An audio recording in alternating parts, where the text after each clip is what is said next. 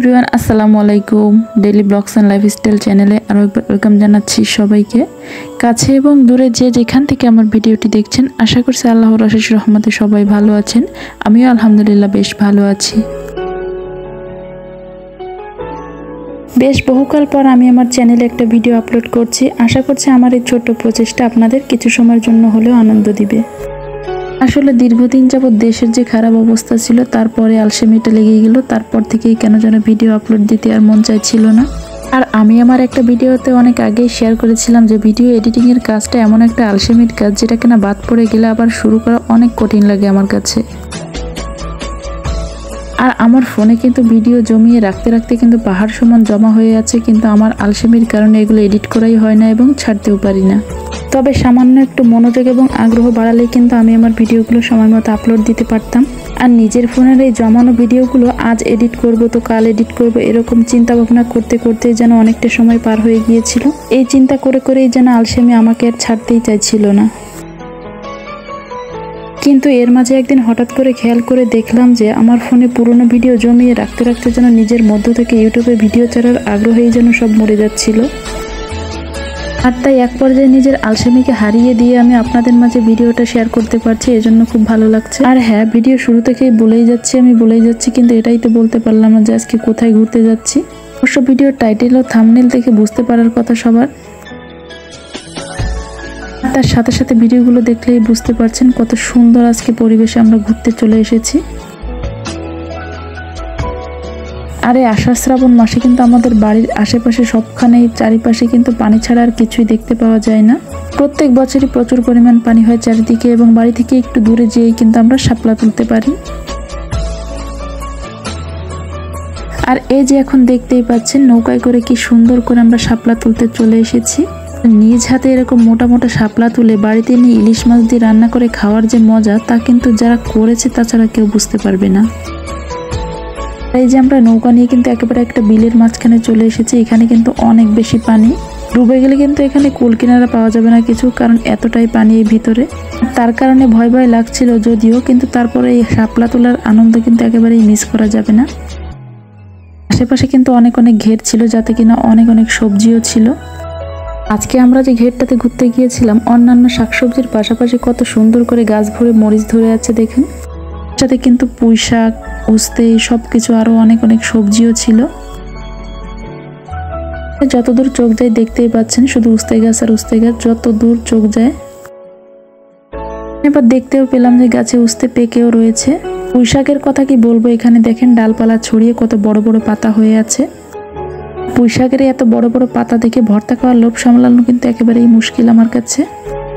আর এই ঘেরটার পাশে দেখতে পাচ্ছেন ওটা হচ্ছে শশার ঘের। এর মধ্যে আমরা উস্তের ঘেরটা থেকে কিন্তু আমরা শশার ঘেরে যাওয়ার জন্য রওনা হয়েছিলাম। সাথে কিন্তু আমরা অনেক কলমি পাতাও ছিঁড়েছিলাম। আর কলমির ডগাও কিন্তু পুষ্টিকর সুস্বাদু একটা খাবার, কিন্তু আমরা এখান থেকে ইচ্ছা মতো ছিঁড়ে নিয়েছিলাম। আর এই যে তারপর দেখতেই পাচ্ছেন শশার ঘেরে আসা মানে তো অন্যরকম একটা ভালো লাগে কাজ করে, কারণ কি এখানে ছোট বড় সব ধরনের শশাই ছিঁড়ে খেতে পারবো। বিশেষ করে ছোট ছোট কচি শশাগুলো খেতে কিন্তু বেশ দারুণ লাগে।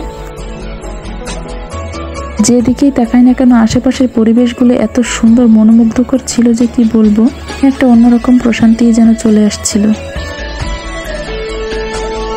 এইদিকে আমরা প্রথমে শশার ঘেরের উপরে ছিলাম, সেখান থেকে অল্প কিছু খেয়ে তারপর আমরা একটা ডিঙ্গি নৌকা নিয়ে চলে এসেছি শশার ঘেরের নিচে। শশার যে ছাউনি দিয়েছিল তার নিচে চলে এসেছিলাম শশা ছেঁড়ার জন্য। এরকম কচি কচি শশা 2 হাত ভরে ছিঁড়তে কি যে ভালো লাগছিল। আর মাশাআল্লাহ ছোট ছোট গাছগুলোতে এত ফুল ও ফল ধরেছিল যে দেখতেই ভালো লাগছিল। এইদিকে আমরা নিচের দিকে অল্প কিছু বড় শশা পেয়েছিলাম, বাকি কিন্তু সবই ছোট ছোট ছিল এখানে। আর তাই আমরা যে কয়জন এসেছিলাম তাদের সবার যাতে একটা একটা করে হয় সে পরিমাণে ছিঁড়ে আমরা চলে যেতে হয়েছিল। কারণ কি আমরা যেদিন ঘুরতে গিয়েছিলাম সেদিন মাশাআল্লাহ এত সুন্দর রোদ উঠেছিল যে ডাঙায় আর থাকা যাচ্ছিল না। রোদে যেন সবাই একেবারে ছোট বড় পাগল হয়ে যাচ্ছিলাম, তাড়াতাড়ি নিজেদের কাজগুলো সেরে যেতে পারলেই যেন বাঁচি। আমরা যেহেতু রোদের সময় এসেছিলাম সে কারণে ফুটন্ত শাপলাগুলো আপনাদেরকে দেখাতে পারলাম না। যে শাপলাগুলো তুলেছিলাম দেখেছেনই কত কত লম্বা ছিল এই শাপলাগুলো। আর উস্তের কথা কি বলবো, মাশাআল্লাহ এমন সুন্দরভাবে ধরেছিল যে দেখতেই মন চাচ্ছিল। তাও যে কোনো ফল অথবা সবজি দেখলে কিন্তু অনেক অনেক বেশি ছিঁড়তে মন চায়। আমরা ওইখানে নিজেদের প্রয়োজনে কিছু ছিঁড়ে নিয়ে তারপরে কিন্তু স্থান ত্যাগ করেছি। আমরা এখানে থাকলেই শুধু ছিঁড়তে মন চায়, আর প্রয়োজনের চেয়ে বেশি ছিঁড়ে করবোটা কি আমরা। যদিও আমরা যখন ফেরার সময় হয়েছিল তখন কিন্তু হালকা মেঘও হয়েছিল, ভাবছিলাম যে বৃষ্টি যদি নেমেই যায় তাহলে একটা মাত্র ছাতা নিয়েছিলাম, এত মানুষ কি দিয়ে আমরা ঢাকবো। আর যে কোনো শাপলা বিলে তুলতে গেলে অথবা সৌন্দর্য দেখতে চাইতে হলে আসলে কিন্তু একেবারে সকালেই যেতে হবে, তা না হলে কিন্তু প্রাকৃতিক সৌন্দর্য কিছুই দেখতে পাওয়া যায় না। সকালবেলার ওই ফুটন্ত শাপলার সৌন্দর্য যদি আপনাদের দেখাতে পারতাম তাহলে অনেক বেশি ভালো লাগতো। যদিও আমি আজকে দেখতে পাইনি, কিন্তু আমি কিন্তু আগে অনেক অনেক দেখেছি, ছোটবেলা থেকে এগুলো দেখে দেখে বড় হয়েছি। হ্যাঁ, এতক্ষণ পর্যন্ত যারা আমার ভিডিওটি দেখছেন তাদের কাছে কেমন লাগলো ভিডিওটি এবং ভিডিওর এই দৃশ্যগুলো সেগুলো জানাতে ভুলবেন না কিন্তু আমাকে। যদিও এতদিন পর ভিডিও দেওয়া হয়েছে, সবাই আমাকে ভুলে গিয়েছে কিনা সেটাও একটা দেখার বিষয়। আমার নিজের কাছেই এত খারাপ লাগছিল যে এত পর কেউ ভিডিও দেয় নাকি। কি আর করা, নিজের ব্যস্ততা এবং আলসেমির কাছে আমি এত পরিমাণ হেরে গিয়েছিলাম যে কি আর বলবো। যাই হোক, আমরা মাছডাঙ্গার ওদিক থেকে ঘুরে ফিরে চলে এসেছি বাড়ির কাছে। আর এখানে এসে দেখতেই পাচ্ছেন কেমন যেন নদীতে আছি আমরা। কোনো একটা মেঘ হওয়ার কারণে এত পরিমাণ বাতাস হচ্ছিল যে একেবারে মনেই হচ্ছে কোনো নদীর মাঝে আছি।